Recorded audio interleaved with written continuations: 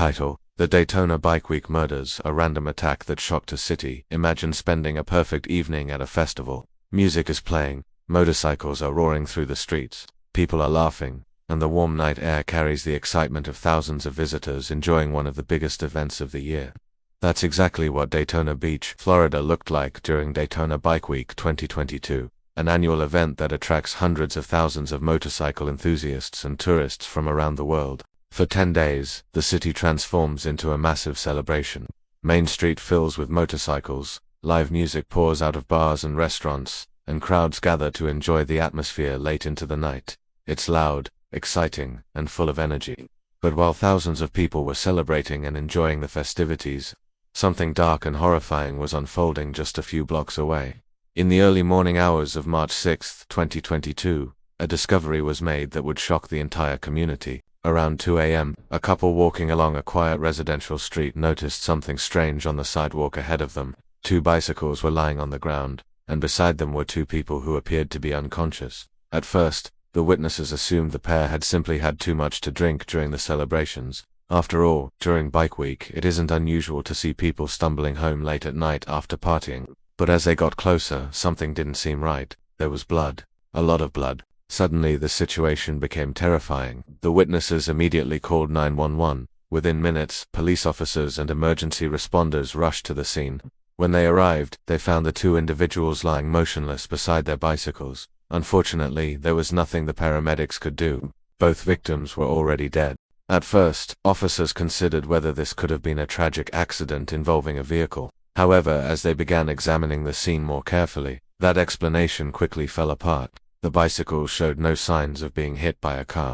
Personal items were scattered nearby, including a purse and glasses. And then investigators made a chilling discovery. Both victims had their throats slashed. This wasn't an accident.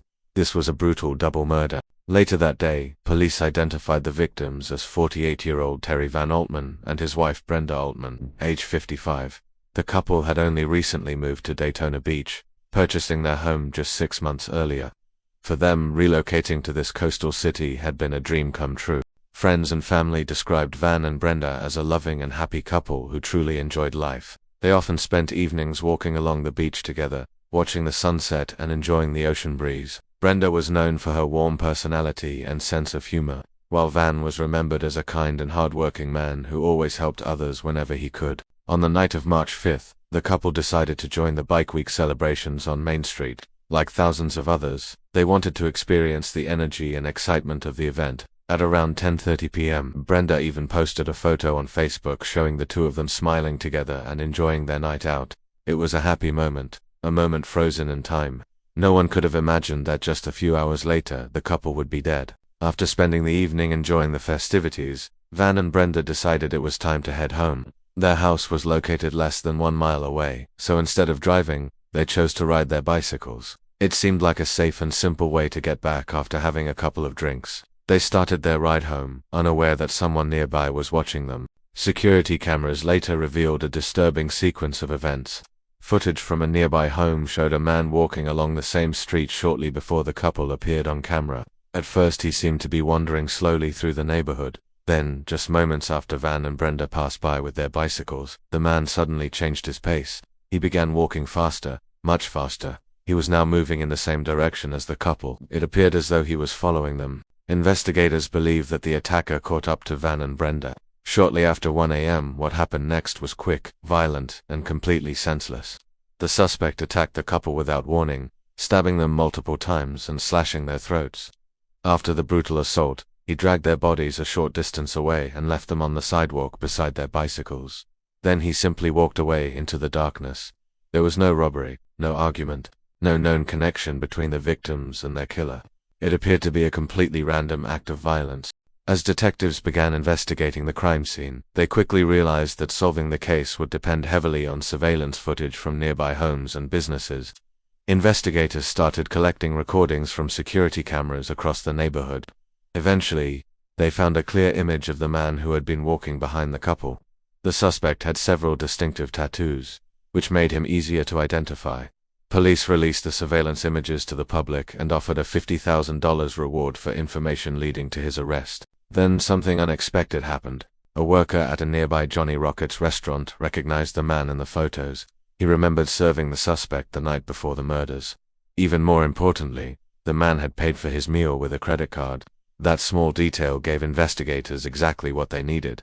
Using the credit card information, police were able to identify the suspect as Gene Robert McKean, a 32-year-old man from Orlando, Florida. Further investigation revealed that McKean had taken a bus to Daytona Beach the day before the murders. After the killings, he left the city the very next morning and returned to Orlando. Police quickly located him at his home and placed him under arrest. When detectives began questioning McKean, they noticed something strange.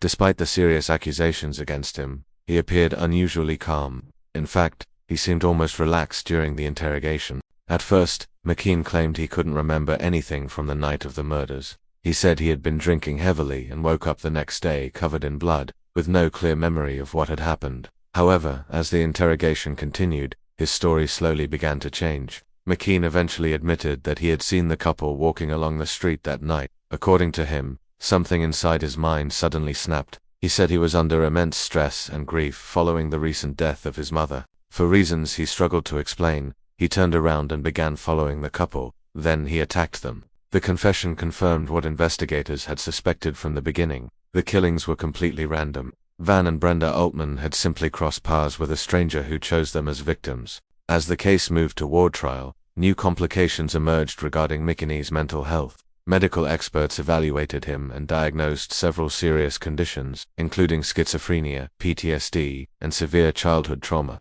At one point, he was declared mentally unfit to stand trial and was committed to a psychiatric facility. However, later evaluations suggested that he might have been exaggerating his symptoms. Eventually, the court ruled that McKean was competent to stand trial. In May 2025, he entered a no-contest plea to 2 counts of first-degree murder. The court sentenced him to life in prison without the possibility of parole. While the verdict brought a sense of closure to the legal process, it could never truly heal the pain experienced by the Altman family. Van and Brenda had simply been enjoying a night out together. They were less than 1 mile from home when their lives were taken, 1 mile away from safety, 1 mile away from the peaceful life they had dreamed of when they moved to Daytona Beach. But on that night, their path crossed with someone capable of unimaginable violence, and in just a few seconds, everything changed forever. Cases like this remind us how fragile life can be, and how even the simplest moments, a walk home after a night out, can take a tragic turn. For the friends and family of Van and Brenda Altman, their memory lives on as a reminder of the loving couple they were and the life they shared together. And for the community of Daytona Beach, the events of that night will never be forgotten.